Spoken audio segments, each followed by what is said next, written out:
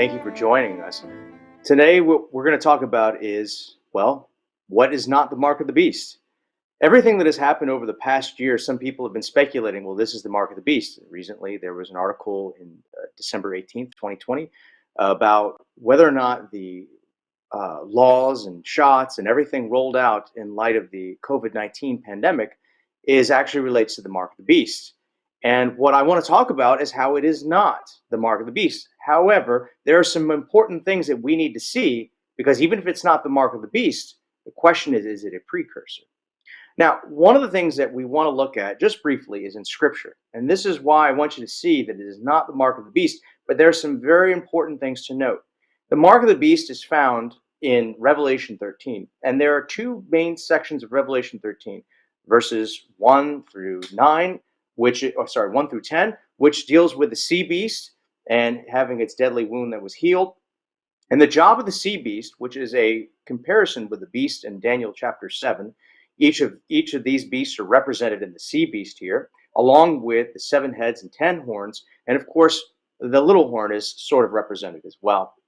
What we find with this beast is its job is to give glory and honor and worship to the dragon. Now, the dragon, we find in Revelation 12, represents not only the kingdom of Rome, or the empire of Rome, which sought to persecute not only God's people, but under its direction sought to destroy the children or destroy Christ when he was shortly after he was born. And that's depicted by the dragon. However, you notice later on in Revelation 12 is that it calls the dragon the serpent or Satan. And we see it drawing its tail, using its tail to draw a third of the stars. So the idea is this: the sea beast tries to get the world to worship the dragon, which represents Satan.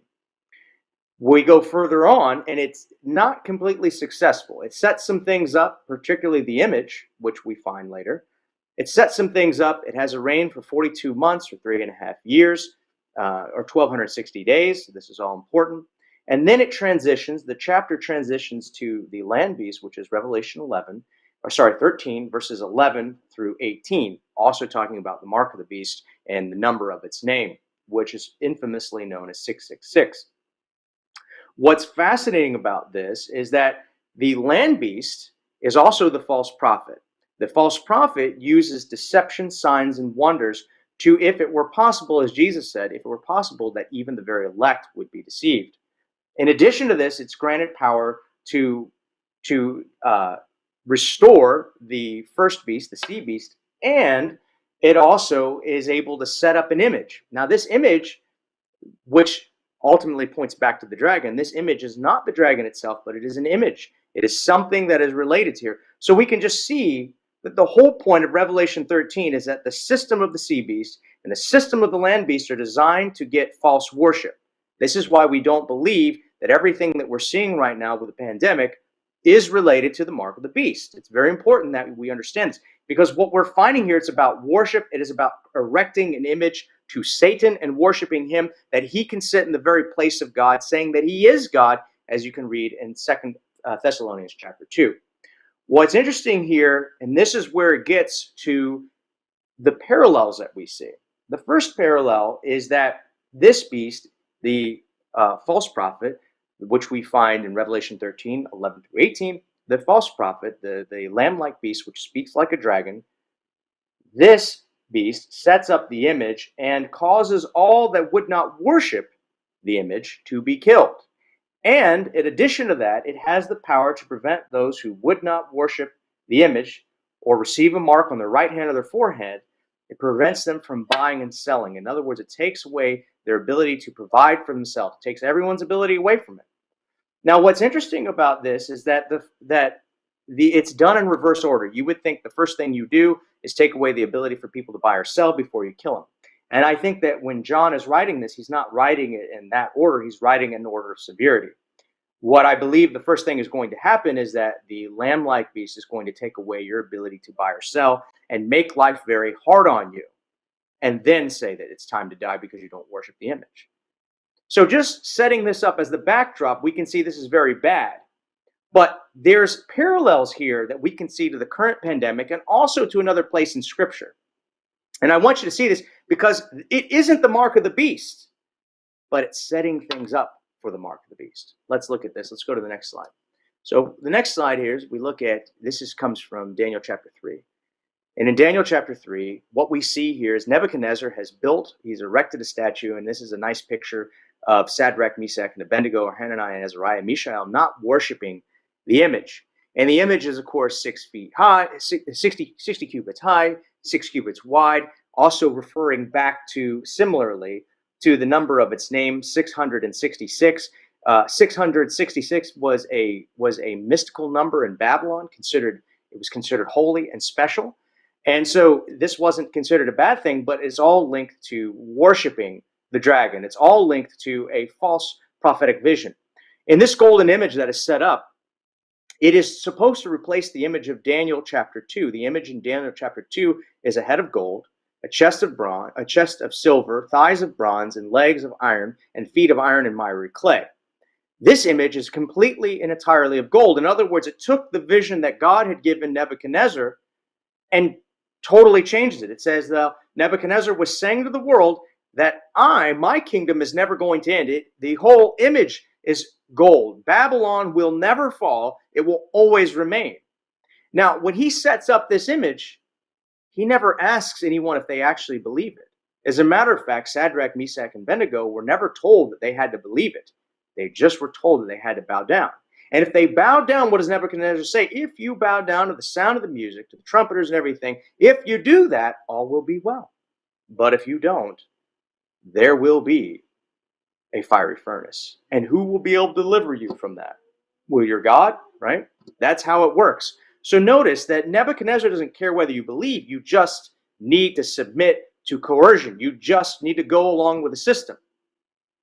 And even though this isn't the mark of the beast, notice that this story is preserved in the book of Daniel to help us to understand how the mark of the beast will be rolled out. And so now with this in mind and thinking about Daniel 3, thinking about the mark of the beast, let us look into what we have. Because the mark of the beast is not set up by truth. It's not set up by speaking plainly. It's set up by deception, lying signs and wonders, and of course, authoritarian control. And so when we think about that, we have to look at the present situation through those lenses, knowing that is not the mark of the beast. So let's go to this next slide. And this is important to note. This is about censorship and suppression. And this can go by pretty quickly because what we see here is throughout the year, these are stories in the past, but I want to remind you of just how bad things are. So let's look at the next one. This is a story about Judy Mikovits. This is published by the Washington Post. This is, again, was in May 8th, 2020.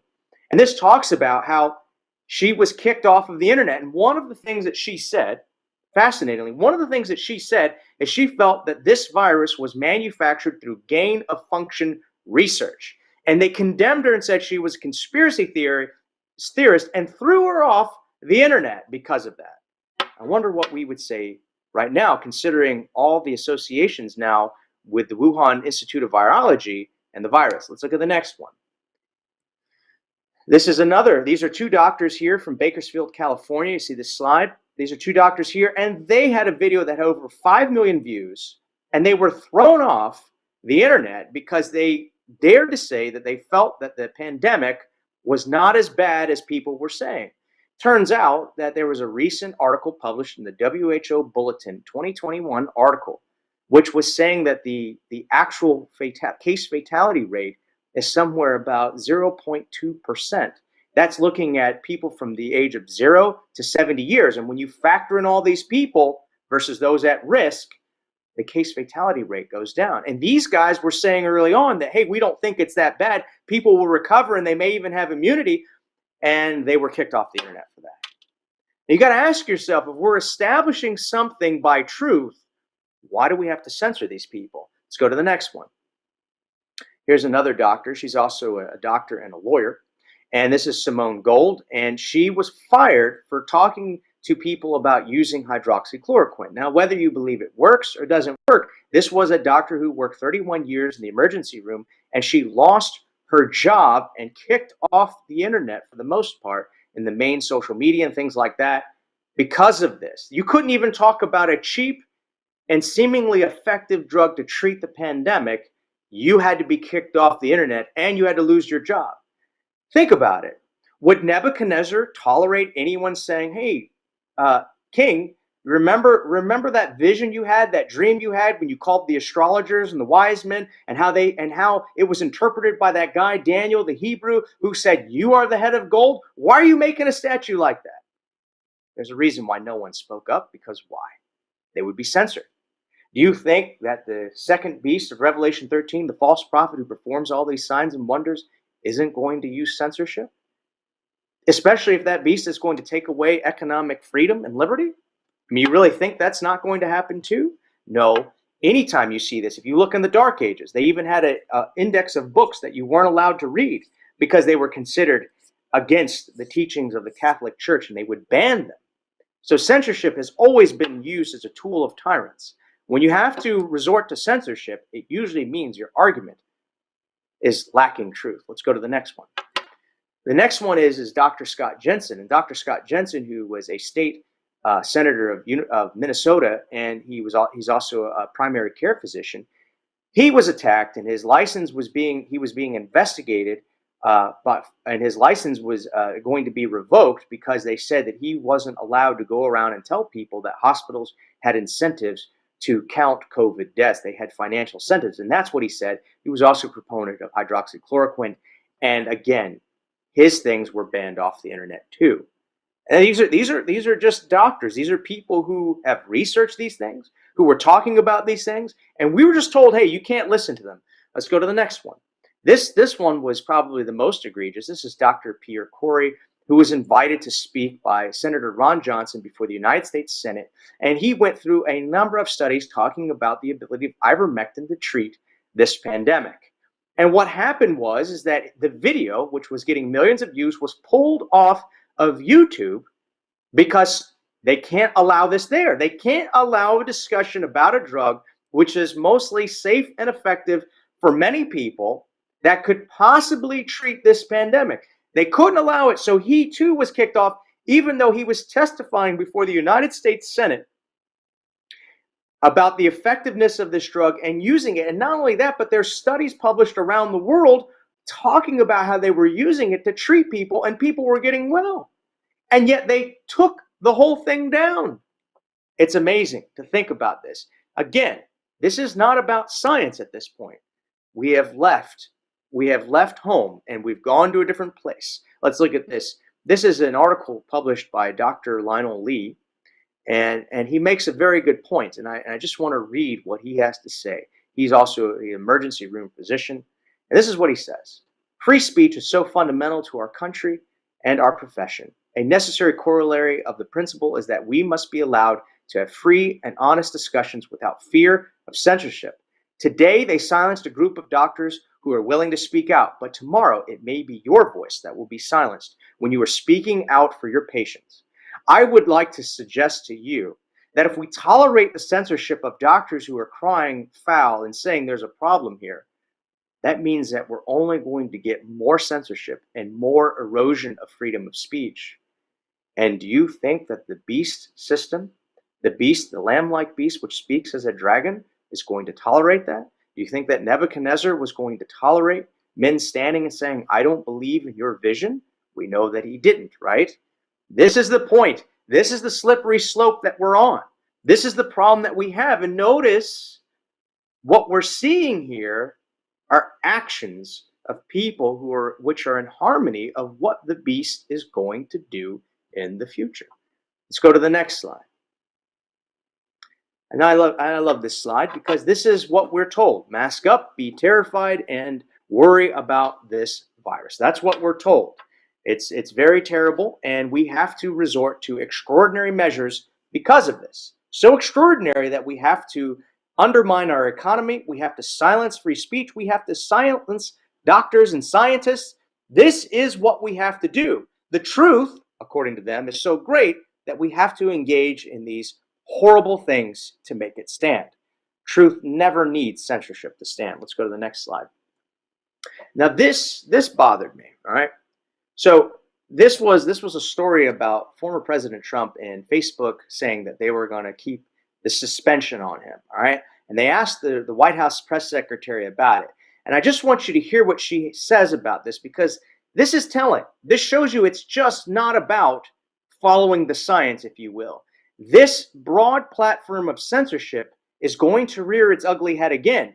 And you need to start thinking about this and asking yourself, what line in the sand are you going to draw? Because there's real problems with this. Notice what she says. The president's view is that the major platforms have a responsibility related to the health and safety of all Americans to stop amplifying untrustworthy content, disinformation, and misinformation, especially related to COVID-19, vaccinations, and elections. Notice it's not just about COVID-19 vaccinations. It's also about elections. In other words, let us censor so that good may come, so people will get vaccinated. But we also need to censor other things that we don't like. You see, once you set your mind to censor, it doesn't just stop with, well, we're protecting people from disinformation. As a matter of fact, all those doctors could stand before the United States Senate, they could testify about the science, and they could say, hey, these are the facts, but we're not allowed to hear their voice. We're not allowed to hear their voice. And so the idea is that if we don't censor, this information is going to get out that is damaging to the American public. In other words, you're not smart enough to know the difference, and you may disagree with the narrative, and we cannot have that. Let's go to the next one. This was even more amazing.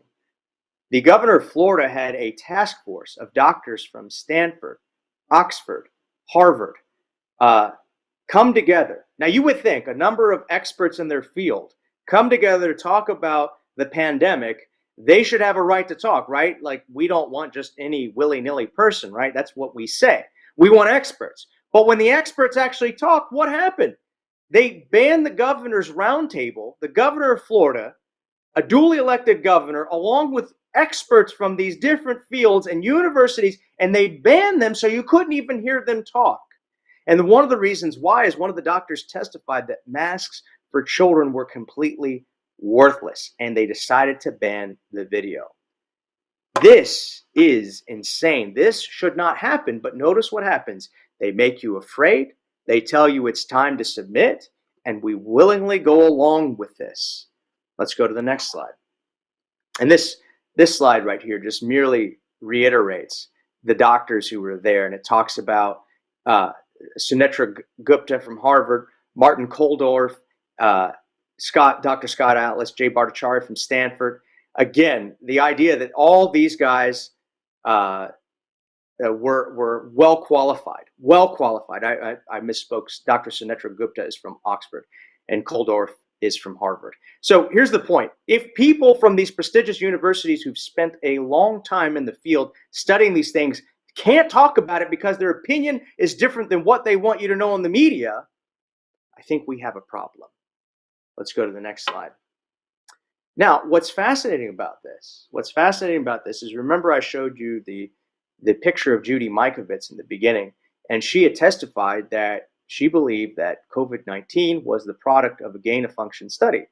Well, after enough information leaked out, social media quietly began to claw back their censorship a bit. Now think about that. These people were right all along, and they got banned off the internet. But as more and more information came out, the social media said, oops, maybe we'll let these posts stand now. This is the danger of censorship. And yet this is what we're signing on for. This is very similar to a lamb-like beast which is speaking like a dragon, exercising censorship and coercion and forcing a narrative down people's throats, not allowing talk. Let's go to the next one. Next slide. Notice this. This is disgusting. So now if you disagree with the narrative, and just to remember how many times these people have got it wrong. We need to lock down. We need to wear masks. The data, the CDC's data on masks, where they compared populations that locked down, that had restrictive mandatory masks and lockdowns, and they compared them with other states which opened up and reduced those mandatory mask mandates, they found a 2% differences in cases. That was the best they could do, 2%.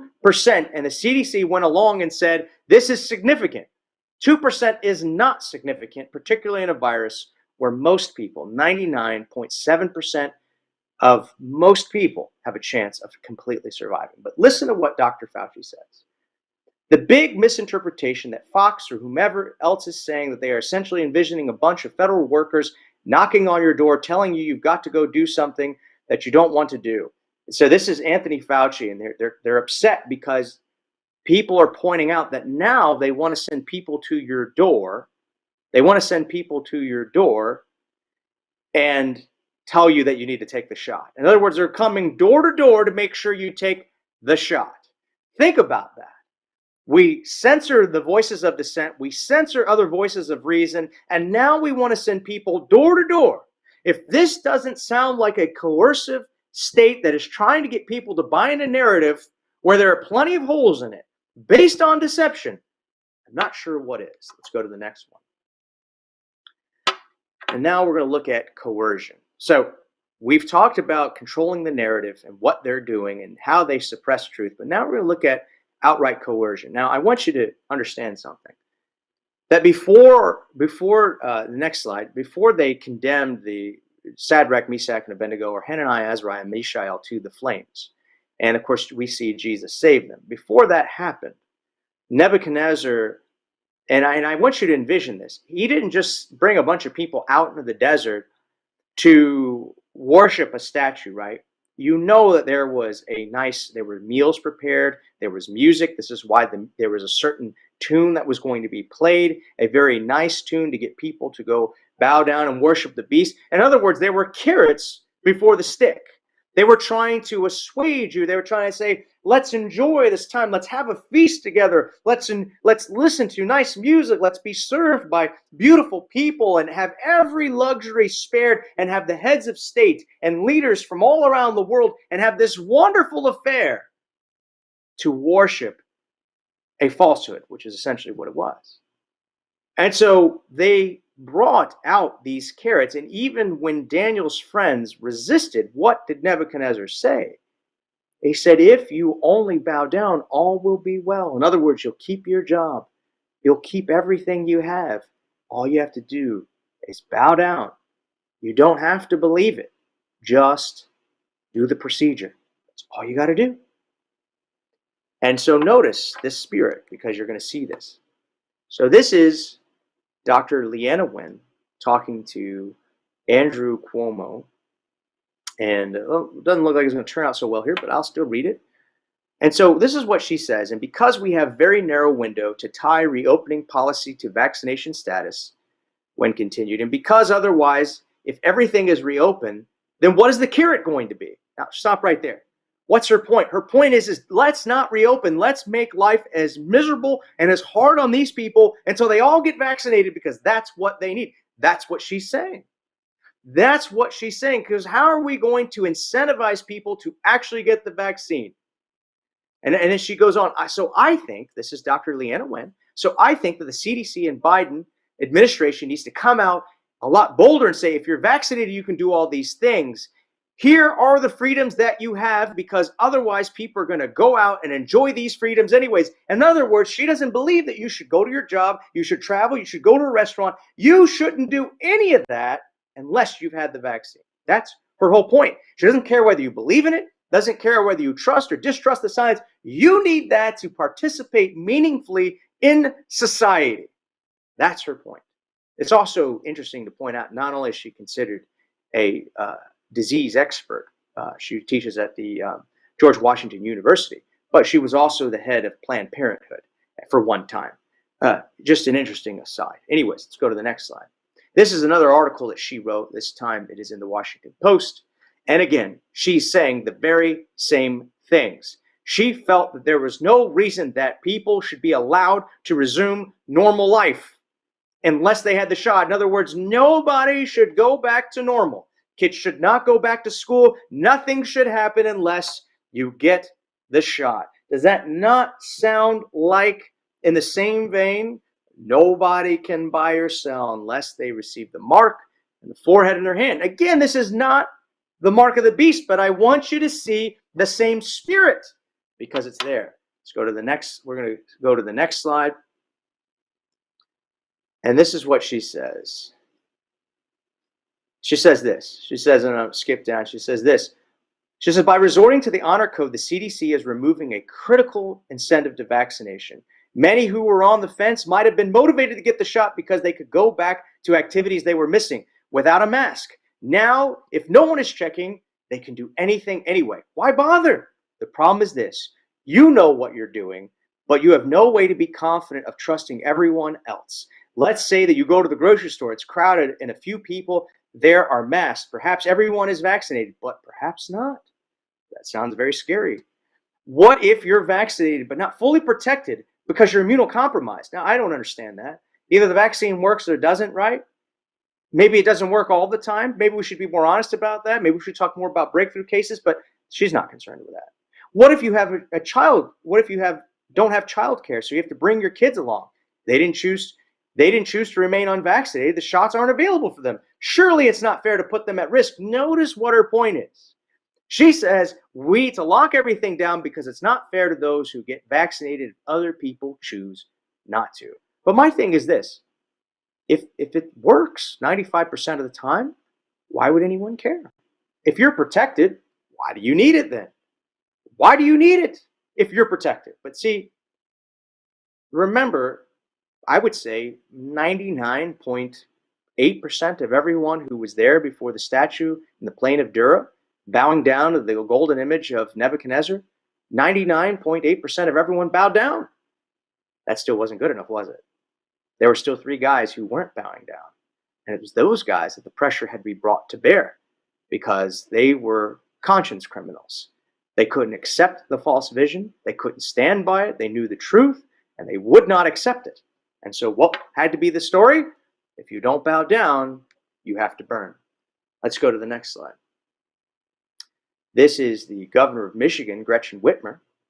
And she, along with Tom Wolf of Pennsylvania and Andrew Cuomo of New York, they have all had some of the strictest lockdowns. Of course, Gavin Newsom in California, some of the strictest lockdowns. And so Governor Whitmer is trying to tie reopening Michigan with vaccines. And so they rolled out this program, and you can see it here on the next slide. They call it Vac to Normal. Vac to Normal.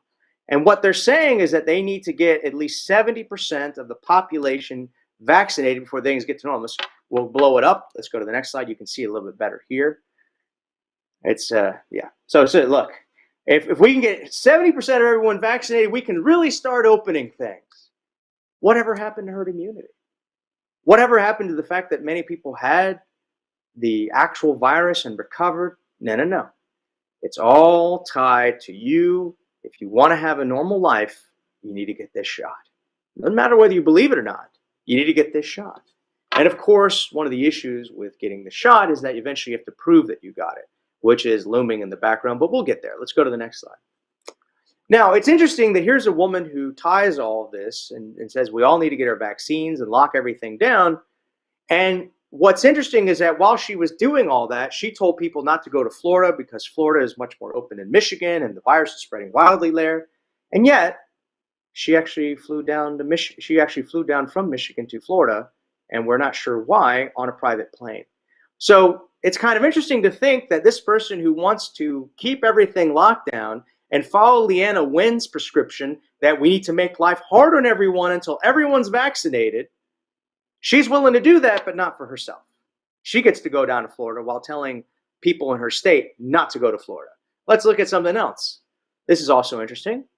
The same governor who took a trip to Florida and after telling people not to go to Florida, if we look at the next slide here, she's the same person who said we're not going to open up restaurants until we get a certain amount of the population vaccinated, but here she is going out in a restaurant and eating and having a good time with a bunch of people. And notice, even though their faces are blurred, nobody's wearing a mask. Nobody is wearing a mask. They're all having a good time. It's okay for her to have a good time. It's okay for this as long as you obey by their rules. If you don't think that this is tyranny, maybe you're just not paying attention. Let's go to the next one. And then when she was called on this, what did she say? I'm human. I made a mistake. You could get fined. You could get your business shut down. But when she does it, I'm human. I made a mistake. Now, what's funny is I like when she's in front of the cameras and she knows it for a press briefing, the mask is on. But when you're in front of the cameras and it's your friends, the mask is off. Well, what is it? Which one is effective then? Where's the science? Does it not count when you're hanging out with your friends at a restaurant? Or does it count when you're at a podium and there's no one around you for at least 50, 60 feet? I don't know. Maybe it's just what they tell us. Let's go to the next one. This was interesting. This was about a number of students who decided to go out and party and didn't want to wear masks. According to some universities, they wanted to institute a mask mandate. So even if you weren't wearing a mask at a party off campus, you could be penalized. Let's go to the next slide. Here are 3 girls who were suspended for not wearing masks off of campus. Now, there probably was underage drinking in this photo, being it looks like a St. Patrick's Day party, probably underage drinking and all kinds of stuff, but that's not what the university is concerned about. What the university is concerned about is that they were at a party not wearing their masks, and so they were suspended for not wearing their masks. We have the governor of Michigan gets to do whatever she wants. The governor of California gets to do whatever he wants, but if your child is off campus and a photo is taken of them not wearing a mask, they can be kicked out of school. Again, you don't have to believe it. You just have to bow down. Let's go to the next one. Again. Now, I bring this up because this is still happening. A Canadian pastor was jailed for holding services during COVID-19. So think about it. You couldn't open certain restaurants, but certain government operations could happen. The people who worked in government could go out to eat with their friends. They could pose for pictures. They could travel to Florida. They could do whatever they wanted. But if you were wanting to have church, if you were wanting to do something like that, your pastor could be jailed for violating COVID-19 health orders. And even look at, they're socially distanced, they're wearing masks. It doesn't matter. You could still be jailed. You see, it's not about reason. It's not about logic. It is, are you going to do what I say? And are you going to take a procedure? Otherwise, your life cannot go back to normal. Let's go to the next one. This was another interesting one. This pastor here, he had a lot of courage when he was having I believe, an Easter celebration. He was a Polish man. He probably remembers what communism was like. And when the police came to shut down his service, he told them to get out. He said, "We're having church here." And he told them to get out, and he yelled at him, and the video went viral. Well, the Canadian police were not going to take that one sitting down, and eventually they caught him, dragged him out of his car, and they arrested him. Ask yourself, do we live in a free country where pastors go to jail for celebrating church? Or we live in a free country that if you don't get this procedure, you start losing all sorts of freedoms? Doesn't sound like freedom. It sounds like bow down and everything will be well, or you're going to have some repercussions. Let's go to the next one. Here's another pastor who was arrested, and here he is hugging his children before he went off to prison. Why? Because he was holding church services. Now, I just want you to think about this. I get that people say, well, we're worried about this. But when other businesses, willy-nilly, like in Canada, medical marijuana dispensaries, they have recreational there. Marijuana dispensaries could remain open, but your church had to be closed. Got to think about that for a little bit.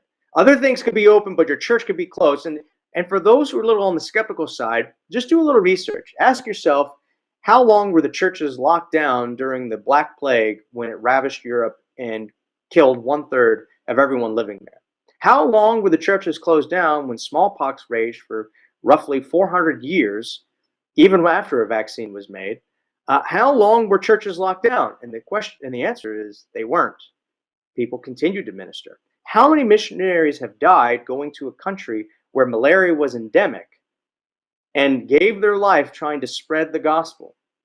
Church's job is to remain open even when times are tough. We don't want to expose anyone unnecessarily. But when we found out, or when the pastors found out that the virus had when most people had a 99.7% chance of surviving, they said, well, perhaps we can open up. Perhaps we can have church service. Keep in mind that people who were locked down consumed more alcohol, more drugs, and were more likely to commit suicide. A recent report came out that said that there was a 30% increase in overdose deaths following the lockdowns. You think about that. Do you think those people might have needed someone to pray with, someone to encourage them to live a better life, or just someone to be in their life? Instead, they give up to misery, and now they're lost forever. Let's go to the next slide. And again, this is more about what they've done in shutting down businesses, restaurants. And I'm going to read what he says here in the middle. He says, your freedom of assembly, freedom of religion, freedom of movement to go from one place to the next. The government explicitly removing those things. Sorry, the government is explicitly removing those things, Stephen said. We are seeing people languish and suffer under restrictions because as a church, we deal with people who are vulnerable, people who are struggling with addictions, and people who are low income poor. And these are the people who are the most hurt by the lockdowns and restrictions, not the politicians and the doctors who are making those decisions. And for that, he was jailed. He was jailed. He goes from running a church where people were socially distanced, singing, worshiping God, to a prison where nobody's socially distanced. Go figure the logic on that one. Next slide is simply cringeworthy. But I still have to point it out because as there are the sticks of your pastor being arrested and governors being able to do whatever they want and tying it in there, and now they're bringing out more carrots. So if you decide that you aren't sure about the vaccine, the mayor of New York City said that, well, you can get free burger and fries. And in this video, you can go watch it online, it's still there, he's chomping down on a burger and fries and telling you, yeah, you can get all this if you get the shot. Now, I just think about it for a moment. I can't imagine that eating a cheeseburger and eating fries and a milkshake is going to boost your immune system to fight a disease. But this is the insane world that we live in. Here's a terrible disease which kills people. This is what we're told. And in order to induce you to take a medical procedure, they're going to hand you burgers and fries. A little strange on that one, but that's what we're doing. But let's go on. This is a wonderful article from People magazine, and they talk about the different things that you could get if you got the vaccine. So they're like, hey, go get the vaccine. This is great. Look at all these incentives. In Miami, you can get shots for shots. In other words, if you show that you got a shot, you could go get a free shot of alcohol. Now think about it. The whole idea is that you don't want your immune system compromised. You want to be in really good health. You want to take care of yourself. And this is one of the worst pandemics ever anywhere. But you can get fast food and now alcoholic beverages. Let's go to the next slide. Not only do they have that, but if that's not enough, they're willing to offer $1 million in lottery just to get more people to get the shot. Let's go to the next one. In New York, they're offering free baseball tickets. And in other states, Cincinnati or Ohio, Washington State, they're offering more tickets to go to sporting events where you can eat hot dogs and drink more alcohol, potentially, which things aren't good for you either. Let's go to the next one. If you also get it, you can go to the zoo, you can go to the theater, you can go see football, notice everything is tied to it, all the distractions, all the fast food. Notice that there was no one saying, hey, we'll give you kale for shots. Why? Because if you probably eat kale on a regular basis, you might think your immune system's good enough to handle the virus. Let's go to the next one. And then, if you get a shot, and I love this, for one shot, you get 1 pound of crawfish. Now, look, I don't know, I wasn't always a Bible-believing Christian that believed in the veracity of Leviticus 11, right? I wasn't always that way. So I ate crawfish, and it is essentially cockroaches of the bayou is what it is. And yeah, it's definitely an acquired taste. But they're offering that, and I can assure you, that's not good for you either. Let's go to the next one. This is probably my personal favorite. If you get a shot, you get a donut. Nothing says fighting COVID like making yourself have diabetes. Again, these are all the prizes you can get if you're willing to take the shot. Let's go to the next one. You can get some tasty fries with some cheese dipping sauce. Oh, yes. Oh, yes. They're just sweet in the pot for everyone. Let's go to the next one. You can not only get your sweet fries with dipping sauce, but you can get beer. Nothing says fighting the worst pandemic ever. Beer, shots, crawfish, French fries, fast food, donuts, right? This is really serious. This is really serious, the worst pandemic ever, and yet we're offering all these things to help you fight it. Let's go to the next one. And now, this one's probably one of the more disturbing ones to me. So now they're tempting kids. And there's some evidence, some people are saying they're trying to do away. So there was a stink on the internet saying that they're trying to do away with what they call informed consent, where the parents don't need to know whether or not your kids are getting vaccinated. Children can decide. And people go, well, that's a conspiracy theory. Well, to be honest, that's not conspiracy theory. The WHO has been working on this for a while. They call it informed assent, because it's not informed consent. It's informed assent, where they will appeal to the children directly and say, do you want the shot? It can save your life. And if you do, we'll give you some ice cream. Now, this has been going on for a while. The WHO has been doing it for other vaccines. In California, before 2015, they had passed a law that if you're young women who wanted vaccines for HPV, for other things, they could get it, because it was the idea that you could protect your sexual privacy from your parents, and you could get vaccines without them knowing. And they created a doctrine called informed assent. And so now we want to induce children by giving them ice cream. What could be worse? It's almost like they're treating us that we're morons, and that we'll go ahead and take a medical procedure for French fries, baseball tickets, beer, shots, donuts, and we'll do all of this in ice cream just so we can do this. Again, more carrots, but there are sticks. Let's go to the next one. This is another one of an ice cream social. We see it here, enticing children to come to these trucks where they can give everyone a shot and you can get ice cream. They're trying to make it fun. I mean, would you really have to sell it? Would you really have to sell it like this? Let's go to the next one. Talking about, notice how this is an article from the Epoch Times, how people, after getting the vaccine, because there was a lottery for $5 million and everyone was excited about it. I mean, everything you could imagine. Everything you could imagine. Now you have to ask yourself, won't the mark of the beast be like this? It's not going to be all sticks. It's not going to be all sticks where they say, well, you can't just buy or sell. It's going to be, well, you have a great job. You have a great job. You have a great life. You have a house. You have a car. You get to send your kids to different schools. I mean, China's already been doing this with a social credit system where they say, hey, if you play ball and you're a good communist and you do as we say and you toe the line, you don't post anything negative against the regime or questioning what we're doing, you get a good job. You get prosperity. You get to ride on the bullet train. You get to travel. You get to send your kids to private schools. You get higher credit scores. So you don't have to borrow as much money. You get to have your business. But if you don't, and your social credit score goes down, what happens? Well, you can't go on a bullet train anymore. Your rent goes up. You can't get your kids into private school. You can't send them to college. You can't earn as much money. You see, there's always going to be both. Yes, I get it. This is not the mark of the beast. But notice what they're setting up here. And this isn't just in the United States where I'm talking. This is going worldwide. Let's go to the next one. Now, here comes some of the sticks with the carrots. If you want to go to a baseball game, they're separating the seating so that if you're not vaccinated, you have to sit in one place. And if you're vaccinated, you get to sit probably up close to where the action is. Slowly making this nice segregation. Let's go to the next one. Here's a host from CNN. And listen what he says here. He's so excited about making sure everyone gets vaccinated. He says, we've got to shun folks. We've got to shun people to getting vaccinated, said Perenich, agreeing that business should make getting the vaccine mandatory as a condition of employment. However, he also asserted that family members and friends should socially ostracize those who choose not to take the vaccine. Now, I just want you to think about something. When Christ came on this earth, he said, I did not come to bring peace, but I came to bring a sword.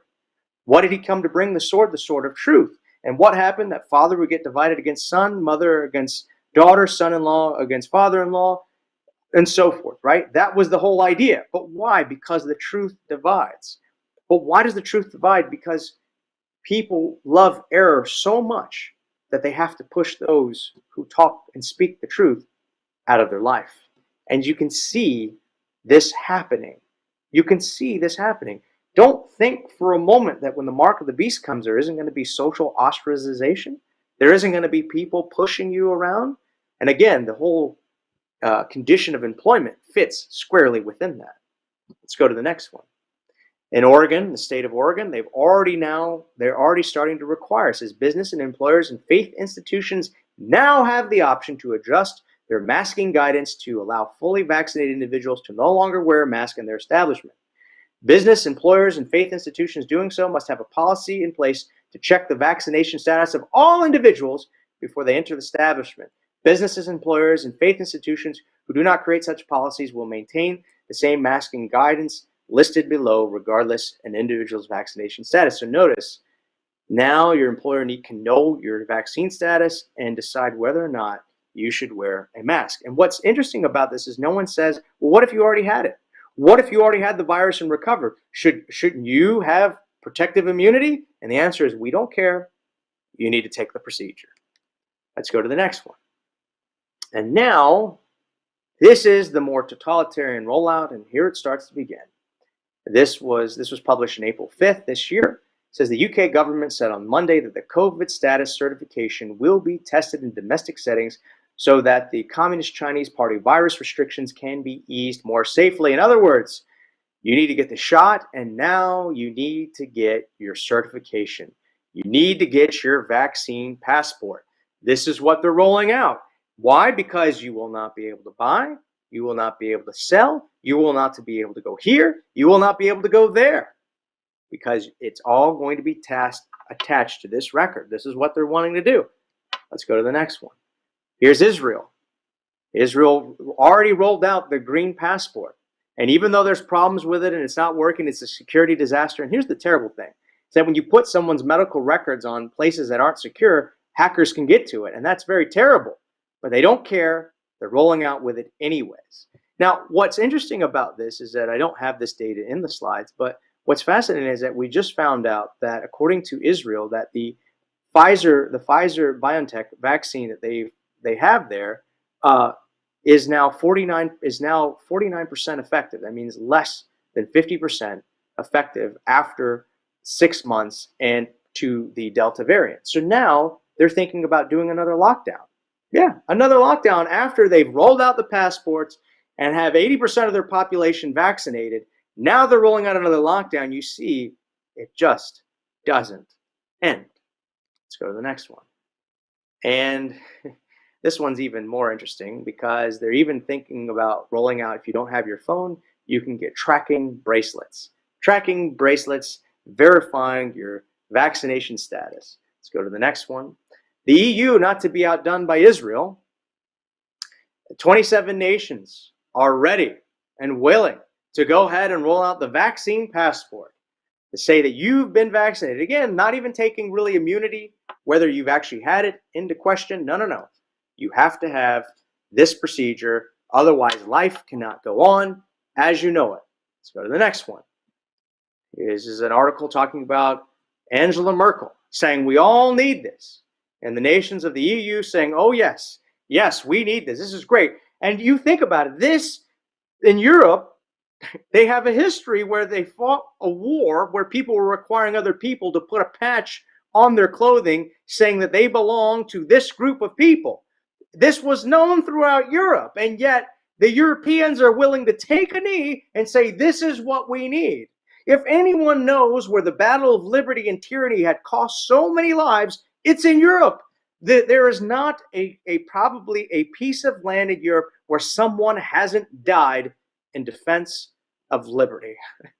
If you think about it long enough, there's been enough wars throughout the country of Europe where people have died fighting for the rights which Europeans now so casually just give away, saying we need to have the passport to keep us safe.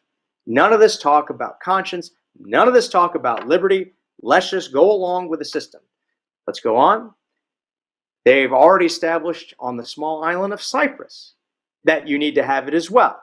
Again, this is going everywhere because if you're going to tie rules of opening to vaccinated, you got to have a way to trace everyone. And this talks about the New York Excelsior Pass, but also the one that's being implemented in Cyprus. Here's my favorite part. This is an article from the Times of Israel. This is by Christina Lynn. And I love what she points out here, is that the nations, the Israel and the Europe, you know what model they're following? The Chinese model. Notice what she says. Nonetheless, China's state media, Global Times, has made a case for Beijing's control over a global vaccine passport system. Well, who would better know how to roll out tyranny than the Chinese Communist Party? That's the argument. That's the argument they're making. They're like, hey guys, if you want to know how to control a population, look no further to us, you Europeans. You don't care about freedom anymore. And the Europeans are like, oh yes, we don't. It's long since gone. Notice, made a case for Beijing's control over a global vaccine passport system, citing his experience with a health code system, ability to build an international platform within 1 week in time for the Tokyo Olympics Games schedule. And they already talk about that. And it says China also has experience of an impressive, I love this, impressive, not oppressive, but impressive domestic surveillance system to boot with 626 million closed circuit television cameras for its 1.4 billion people. In other words, China's saying, look, guys, if you want to know how to control people, we know how to do it. Let us do it. Let us show you how to corral the population, take away their rights, all because they need to get this medical procedure. And what's amazing is that people are throwing up their hands in it and say, I'm scared. Please let me do it.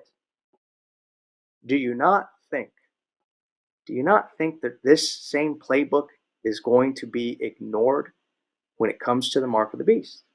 Do you think that this scaring, this fear factor, this hype isn't going to be used when it's time to say, hey, you need to worship the image of the beast? And no, it's not going to be called the image of the beast. It already has a name. It's already out there. It's already been made. It's coming. It's already in the works. You think they're not going to use fear? Do you think they're not going to use some crisis? You think they're not going to talk about how to control populations and make them do one procedure which honors the beast?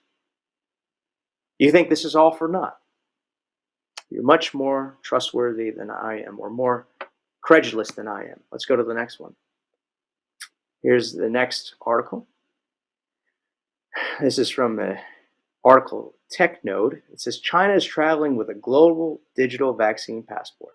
China's vaccine passport, the International Travel Health Certificate, that's what they call it, sounds nice, serves as an international version of China's year-old health code system that helped the country resume domestic travel after the initial outbreak last year. It contains information such as the holder's coronavirus test results, vaccination records, and antibody test results. And you know what else it contains? Their social credit system. This is what they're rolling out. We're told we need this to go back to normal. Let's go to the next one. If you thought that traveling with a vaccine passport was bad, now dating. And the White House has pushed the tech companies, and they do this now, that if you go to the dating apps, they ask you, are you vaccinated? So you can't even find love anymore without you having to get vaccinated. And this has already happened. In other words, we're putting the social controls, the social credit controls, and the government is tightening and tightening its grip around people and their liberty.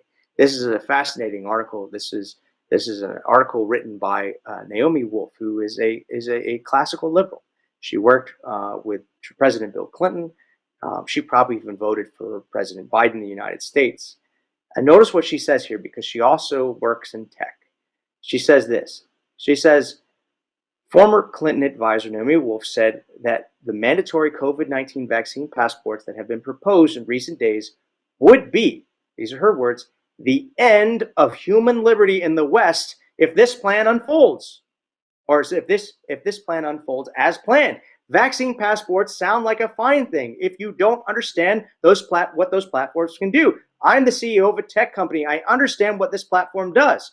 Wolf is the author, who also an author, told Fox News on March 28th. It is not about the vaccine. It is not about the virus. It is about your data. And once this rolls out, you don't have a choice about being part of the system. What people have to understand is that any other functionality can be loaded onto that platform with no problem at all. Could you imagine if they loaded on that platform where you worship, when you worship, who you worship with? I mean, you think that maybe, I know communist countries would be interested in that. You think that would be something that maybe they would do in the West? It's kind of interesting to think about, because we know the issue when it comes to the mark of the beast is about worship, right? And who would want to control worship more than anything if you start off with a health passport, which just talks about your medical records and whether or not you got this shot or that shot? Sounds reasonable, right? Sounds like just common sense, right? We don't want people getting sick. We don't want to spread the virus. But then what if it has other information? Maybe your political standing, maybe your social credit score, something you may or may not have said that the government doesn't like. Maybe that's something on there, but maybe your decision to worship. Some people don't know this, but in other countries, when you get a driver's license or some sort of government ID, not only does it have your address and your name, but it also has what religion you are. In some countries, if you were to try to convert from one religion to another, like from Islam to Christianity, you can't do it. You can't change your license. You can't do anything. And so you look at that and you go, I wonder if this digital passport, which can be accessed by any government, could lead to something like this. Let's go to the next one. And now, of course, with passports and everything, that's bad. But the president of the Philippines wants to go a step further. He says right here, he says, "You choose a vaccine or I will have you jailed," Duarte said in televised address on late Monday following reports of a low turnout of several vaccination sites in the capital of Manila. "But as long as you are here and you are a human being and can carry the virus, get vaccinated. Otherwise, I will order the village captains to have a tally of the people who refuse to be vaccinated. Because if not, I will have ivermectin. Because if not, I will have ivermectin meant for pigs injected into you." Duarte is famous for his bellicose rhetoric, and his remarks Monday contradicted those of his health officials who said getting vaccine against COVID-19 is voluntary. Well, I don't care what the health officials say. I care about the guy who controls the military. If he says he's willing to jail you, I don't think that's just an idle threat. I think he's just waiting till he has the power to do so. You see, this isn't about a disease. This isn't about a pandemic. This is about control. This is about saying what you can and cannot do, and we already were shown that it's also about what you can and cannot say. Yes, this pandemic is not the mark of the beast, but my goodness, do you not see how it's setting everything up as a precursor? Let's go to the next slide. I love this. This is the same Leanna Wen again. And notice what she says here. She's upping her game. Life needs to be hard for unvaccinated Americans. That's right. Unvaccinated Americans. In other words, they need to be silenced. They need to be coerced. They need to have their jobs lost. This is what she's advocating, and she does it with a straight face that she wants to see people suffer. That isn't the sound of that I care about your health. That is the sound that I care about power, and I want things to go my way. Now, before we wrap things up, I want you to look at something here. All right? Just want you to look at something here. This was published in 1907. All right? This was published in 1907. This is written by M.C. Wilcox. And he's talking about compulsory vaccination. And notice what he says here, because he really believes in liberty. He really believes in liberty. And listen to what he says. And he had a different idea about liberty than we do today, because we're so quick to surrender them. He says, "The American people will never submit to compulsory religion. That is something which, with compulsory vaccination..." Wait. Notice what he just did. He linked being forced to worship against the dictates of your conscience, similar to having something injected into you, some medical procedure, some poison injected into you against the dictates of your conscience. He linked them both. And he said, the American people will never submit to compulsory religion. That is something which, with compulsory vaccination and belief in ghosts and fairies, belongs back in medieval times when the smartest people didn't know any better than to close their eyes and accept any kind of religious doctrine which those in power sought fit to cram down their silly throats. Notice the connections he's willing to make there between compulsory vaccination and with compulsory religion, with the Dark Ages. You see, he saw those things and he's like, that's not liberty. That's against liberty. Look at this last one right here. This last slide, this is M.C. Wilcox again. This is 1910. This is a story about a number of doctors and officials who met for an anti-vaccinationist meeting. They got together and a doctor was upset and he burst in the middle of the meeting and he had one of them thrown in jail because he felt that they had no right to have a discussion about freedom of conscience when it comes to vaccination. They felt they had no right to teach people how to object to vaccines, to spread information that was questionable. He felt that they had no right to meet, so he had one of them arrested. And we skip down. He says, later one of the gentlemen was arrested and thrown into jail, brought into court, and set free, as no charge could be held against him. The arrested man had no redress. Notice what Wilcox says. Notice, he says, we yet believe in proper vaccination, but this is a shame.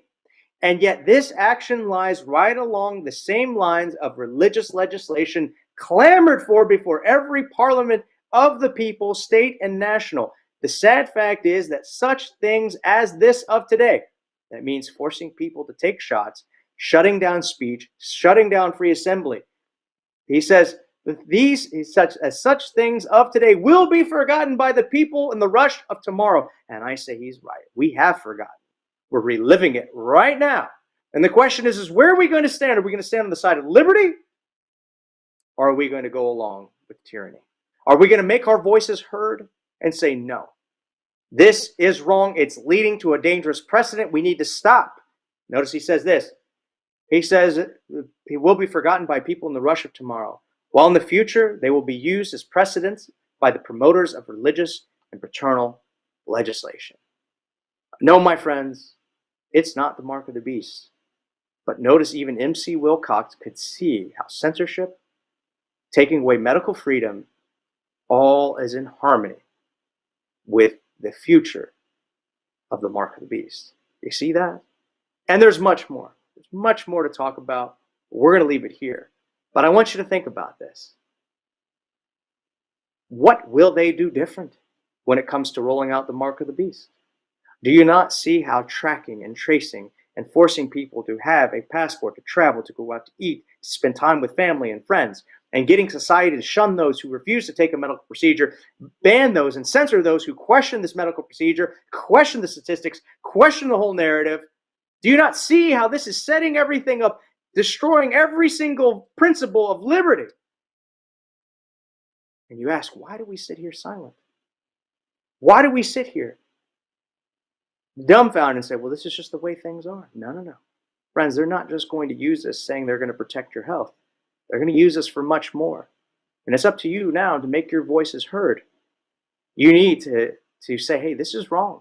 And you need to step before your government. And yes, I know people are like, well, Jesus is coming soon. It's okay. I never read anything in the Bible where Jesus said that his people aren't going to go through trials and tribulation. Just haven't read it. It's not there. As a matter of fact, what I read in the fifth seal is that the number of those who were martyred, whose souls cry out at the altar, that number has to be made up before Jesus returns. That means a number of people are going to have to suffer tremendously. And our jobs as Christians is not to welcome that type of suffering and liquidation of mankind, but to resist it, to raise up a voice and cry out for liberty, like the prophets, like Daniel's friends. This is what our job is. Our job isn't to just go along and not question these things. If we see censorship, if we see coercion, if we see lockdowns, if we see all these things, lies and destruction and tyranny, our job is to cry aloud and spare not. Not to remain silent and say, well, that just isn't Christian. Because that's not true. It's absolutely Christian if you care for your brother and you care for liberty of conscience. That's what we have left. That's what makes us human. That's what gives us the liberty to worship God the way that we see fit. And connected intimately that is bodily integrity. So while what we see now is not the mark of the beast, it certainly is a precursor. And I hope you're beginning to see that. We'll do more presentations like this in the future. Thank you. And I'm going to pray, and God bless. Gracious and Heavenly Father, I thank you so much for the time that we have. I ask that if I have made any mistake with my words or anything, I pray that it will be smoothed over. And most importantly, Lord, I just ask that we can have a heart that beats for liberty, that we would see that the real battle right now is the battle for conscience, and that we would make a decided stand on these issues, Lord, because there's no reason to remain silent when people can be rounded up and lose all their freedoms because they're unwilling to take a medical procedure, which hasn't even been tested. Oh, Lord, help us to see the tyranny, to wake up, cry aloud, despair not, and humbly follow you. In Jesus' holy name we pray. Amen.